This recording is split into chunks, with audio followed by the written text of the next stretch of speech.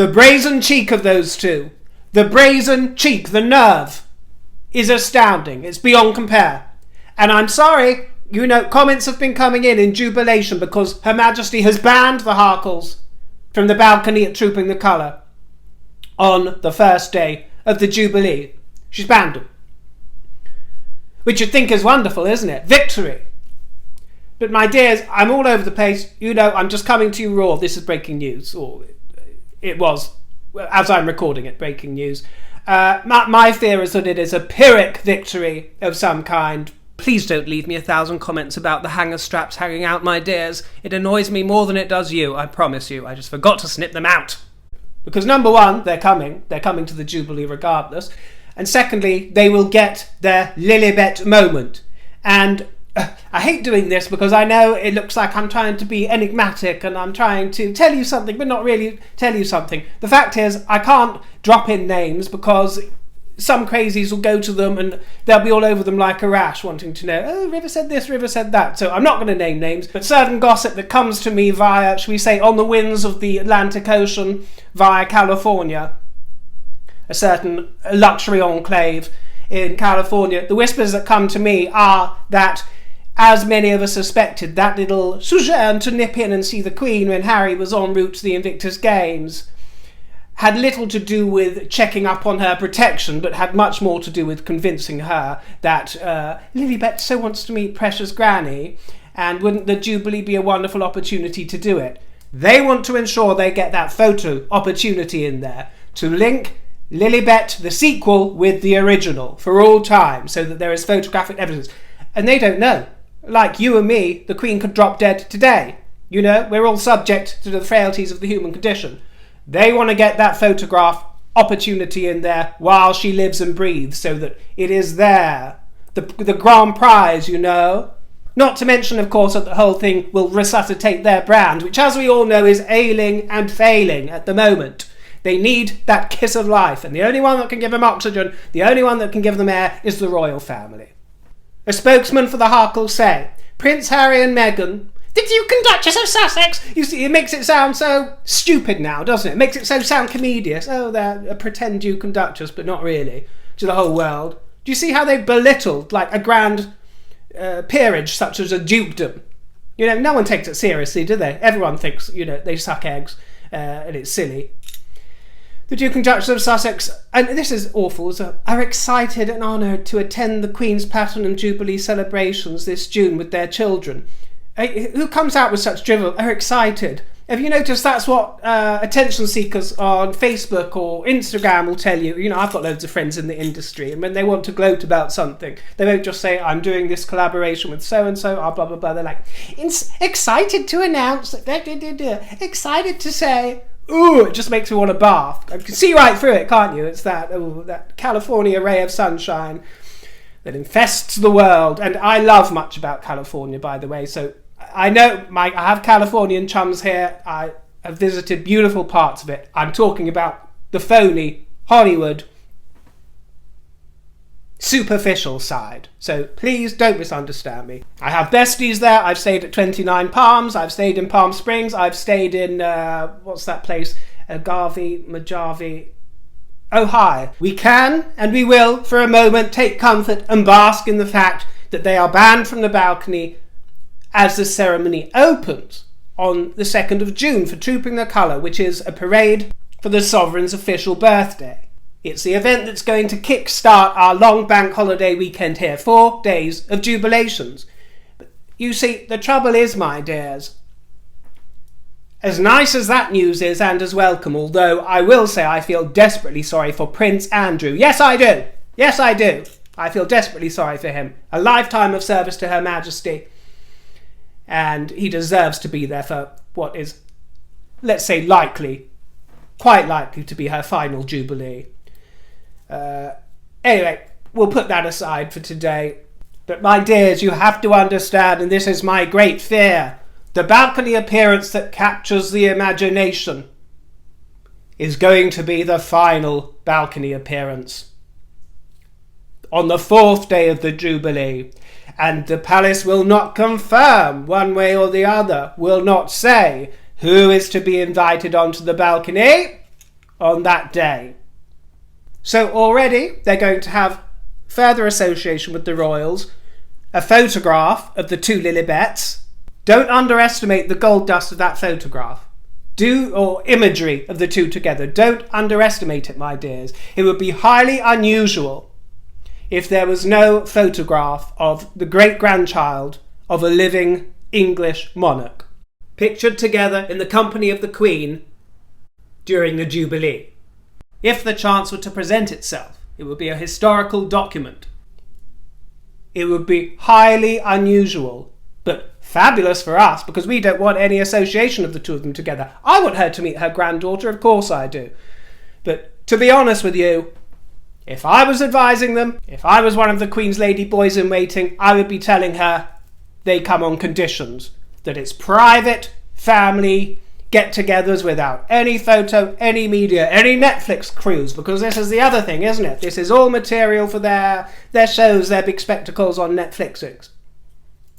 I hope that Charles and William have been able to have some kind of say in this and have been able to make a few stipulations about what is to be expected of these two. This is in the same year that the memoir is due to come out. Is there going to be a couple of final chapters on the dramas of the Queen's Jubilee and their goings-on there? How vulgar. The palace says, after careful consideration, the Queen has decided this year's traditional Trooping the Colour balcony appearance on Thursday, June 2nd, and I don't know if this was from the official announcement, but if so, it's a disgrace, because, I picked this up from a newspaper, but in England, we format the date differently from European friends, American friends. We don't say Thursday, June 2. We say Thursday, 2nd of June. That is quintessentially English. Do not strip away our customs and vocabulary, the richest in the world. Honestly. When the rest of the world, and even the inhabitants of this country now, want to strip away everything decent and good and proper and upright and sophisticated about this culture, when even those inhabitants want to strip it away, those at the top of the palace representing the crown should at least be able to string a sentence together in true English.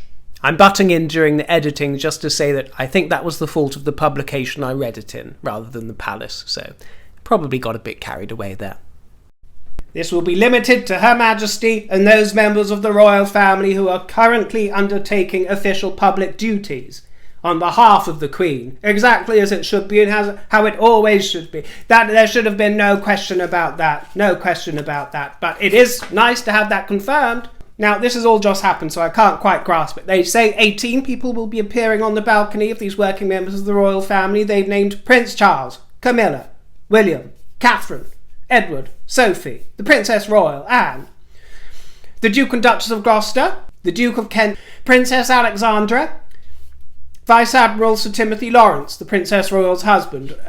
So as you can see, there are some exceptions there, because Sir Timothy Lawrence is not a working member of the royal family. But the palace spokesman said, in addition, the Cambridge and Wessex children are also expected to appear, as is Sir Timothy Lawrence, who the Queen is happy to attend.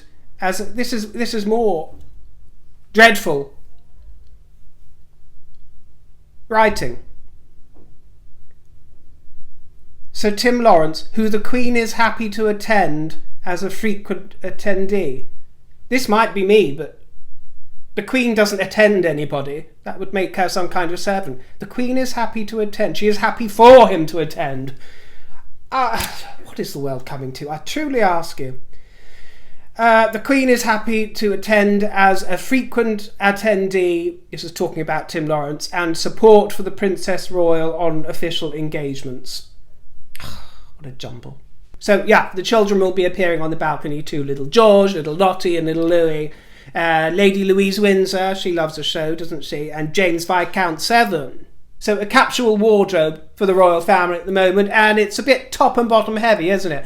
Little kids, old people, not much in the middle. And, you know, if the Sussexes have played their part, they would have been part of that group of middlers, wouldn't they? But they did their thing.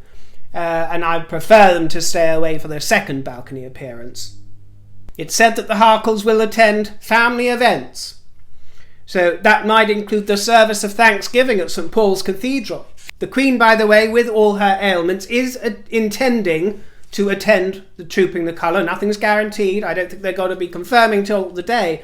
But she is intending to attend that and the St Paul's service. There's going to be some modifications for her comfort, little backstairs, side entrance, and they're going to try and do some little discreet coverings of her hobbling along from place to place.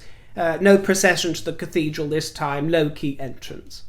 So I'm sorry if I'm being a sourpuss. I'm not a happy bunny. I don't want to be a Debbie Downer, but the fact is, my dears, I just don't want them anywhere near the royal family, and if they do come, it should be personal visits, not attending cathedral events, just a cosy little afternoon tea at Clarence House, keep them away from any of the palaces, do it on Charles and Camilla's turf at Clarence House, little get together in the garden, allow Prince Charles to meet his granddaughter for the first time. I would never want to deprive any of that business. Just keep it private. They are private citizens of Montecito.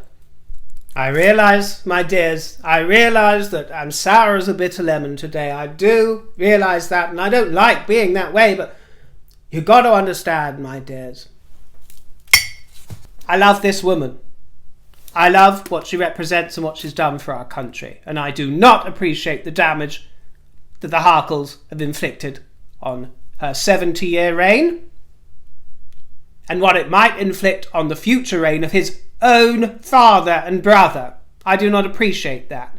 So I am not thrilled that they will get their reward of legitimising both them and their children, which is not the children's fault. It was their birthright. They are prince and princess, or will be, and it's a shame, it's a darn shame that all their rights and their destiny as citizens of these shores was stripped from them by their parents. That is reckless selfishness, in my opinion. I mean, I'm sure they'll be raised and brought up to consider, what a wonderful, happy relief that was. What an escape we had. Thanks, Mummy and Daddy, for getting us out of the wicked firm. And talking about the firm, those of you, one or two of you who might be watching who are fans of the Harkles and detest the royal family and everything, I hear the way you speak about them, the firm and Wicked Lives or whatever it is.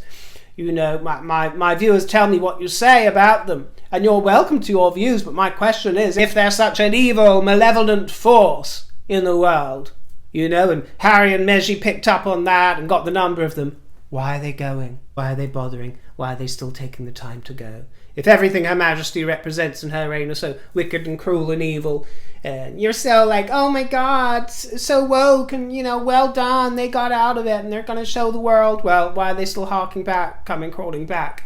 Why?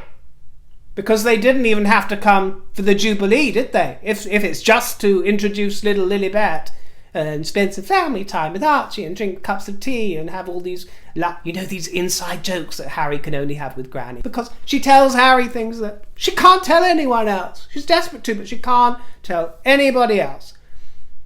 Probably telling him what a twat he is. Ask yourself why it had to align with the Jubilee.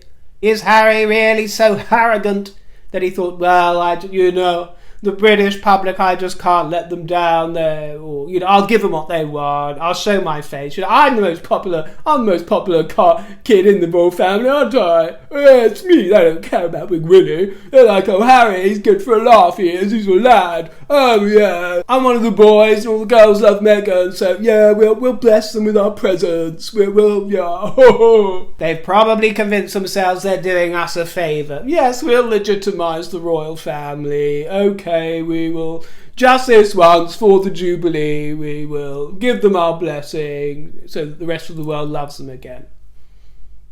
Vulgar. They could have done all this in their cosy chit-chat any time. So ask yourself, fans of the Harkles, why for the Jubilee? Because they know that will get them in the papers and publicity and keep them relevant. I mean, can you really put that word next to them without an IR in front of it? I think it's a vain hope, but I truly hope and pray, my dears, that This news means that they've had to eat some serious humble pie behind the scenes, and that Charles and William have taken steps to ensure that they are protected during this episode. You know, because woe betide if they haven't. Woe betide if they haven't. This would have been an opportune time to ensure, in writing, legally, through solicitors, that if they want to come to the Jubilee and be involved in these kind of events in any official capacity, with photographs, blah, blah, blah, behind anything that can emerge, even if it's not a balcony appearance, they need a legal document, signed and sealed, that protects them from any further besmirching, and it is going to be extraordinarily naive of them if they do not do so. Yes, the Queen herself and Prince Charles should have said, we want to see the final draft of that memoir, and we want you to sign before we agree to see you. But they know that this is an impossible predicament, because Prince Charles loves his son. He may not like him. He may think what a complete nut and nightmare. He may curse him every single morning when he wakes up and reads the headlines and goes, oh, Harry, not again. He may do, but he loves his son and he loves his grandchildren, even though he's never met one of them. Of course he does. So they know that they've got that hold over them. You know, they can't just be banished like in some fairy tale. Never darken our doors again, never see you again. He loves his son. The son that has tried to destroy everything he stands for and has worked for throughout his entire tenureship as the Prince of Wales. It's Archie's birthday today, and of course I wish him the best, but thanks to his parents, he's not what I consider a royal baby, because he won't go on to any kind of royal working life. We hope. And as you know, I've never indulged a single conspiracy theory regarding the children. I still get told in the comments, where are they? They don't exist. I mean, what are you going to say when they walk out this summer?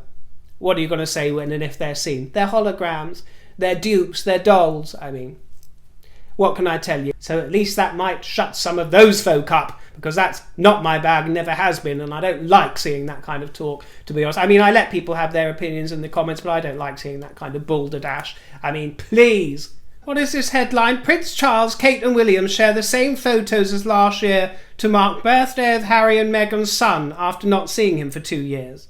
The royals shared images of Archie on social media, wishing him a happy birthday. Why?